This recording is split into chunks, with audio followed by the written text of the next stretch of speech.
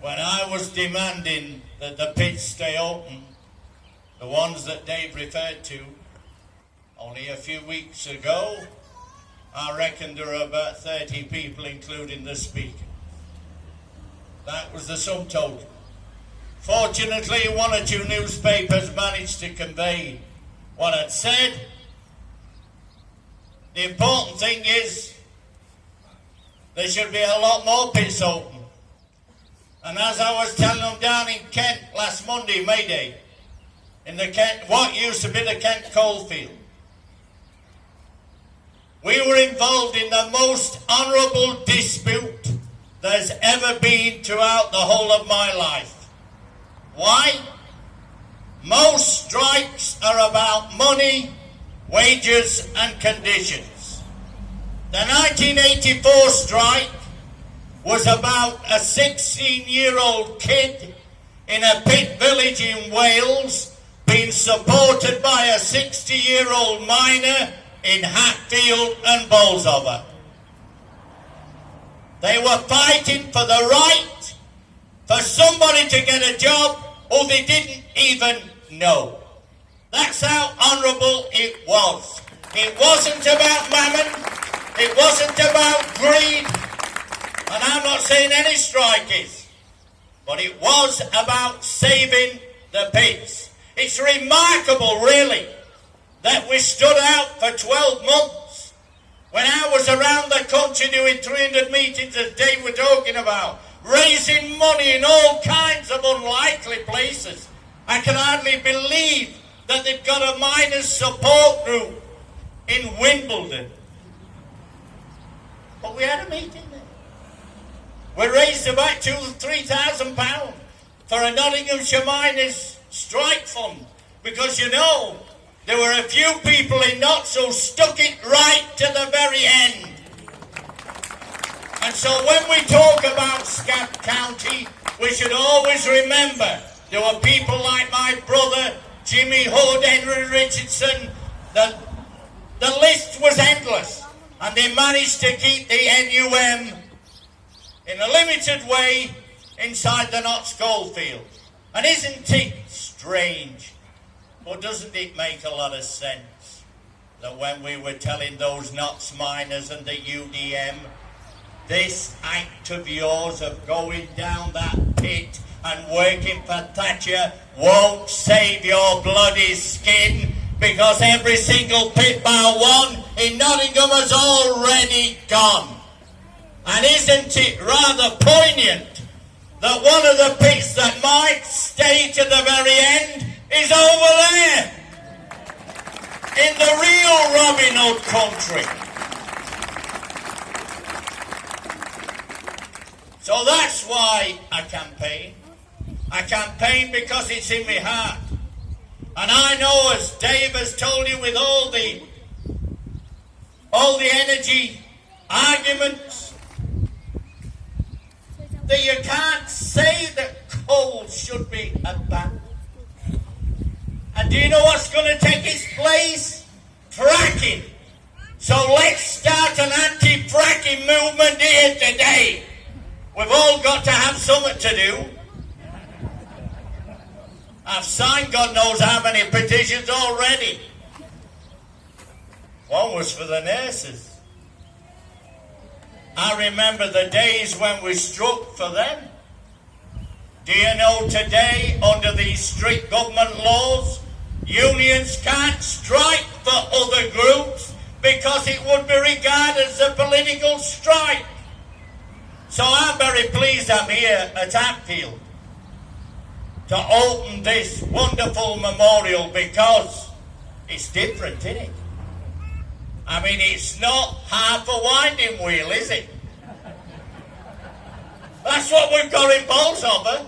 In every pit village, 2 halves of a winding wheel. Here we've got part of a bus stop. And a few flowers. And stones that have been stolen from somewhere.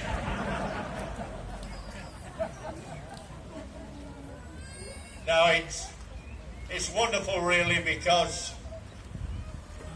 It was a savage strike, and I didn't like the end. I wasn't one of those people that held my head up in the air and walked back to work with the miners. I couldn't do it. I tried to carry on the fight as best I possibly can. So when Mick Lanigan said to me, will you come and open this wonderful memorial? I said, of course I will. And here we are, making history. We're opening a memorial to the miners at the top of the pit lane of the pit that might be the last in Britain. And that's why it's important for people to understand that today we've got a crowd of people who understand the battle that they fought. And why do you understand the battle? Most important of all, you understand, I said in Kent, I said, why do we keep meeting for the 20th anniversary, the 25th anniversary, the 30th anniversary? I said, I'll tell you why. Because we've lived long enough to learn the real truth, that everything that was said in the strike about the pits being closed has come true. That's why we meet. Because we know that our language was correct. That's why we're here. And so the rain's kept off. The sun's not out yet. But it's a sunny day for us. Because it's about us. It's about your life, your real life. And it's about an industry that is important to this village. And it's about trade unionism. That's what it's really about. The fact that miners were in a union, all of them. There has been no body of men or women that have been stronger together than the Brigade of Guards known as the NUM. That's why Thatcher decided to import McGregor from America to smash the union. It was part of a conspiracy. And then she went on to get rid of all the manufacturing base, sell it abroad. That's what it was all about. It wasn't even just about us. It was about a conspiracy in order to get rid of the manufacturing base and rely on the casino economy. So if anybody wants to know about deregulation, and they said it was the Labour government and this, that and the other, it all started with Thatcher. That's when it began.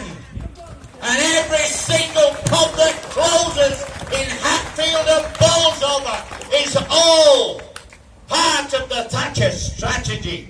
She didn't just try and destroy the NUM. I think it was ethnic cleansing. If it had been in Bosnia, the Guardian would have been on our side. That's what it was. This is our answer today. So, I don't know precisely what I've got to do, but I think I'll risk it.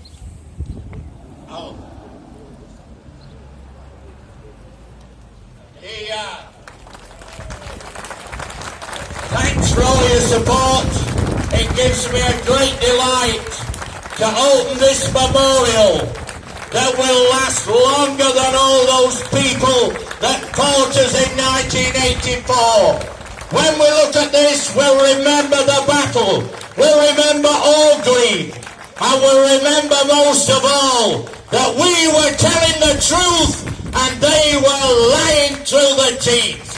Thank you very much.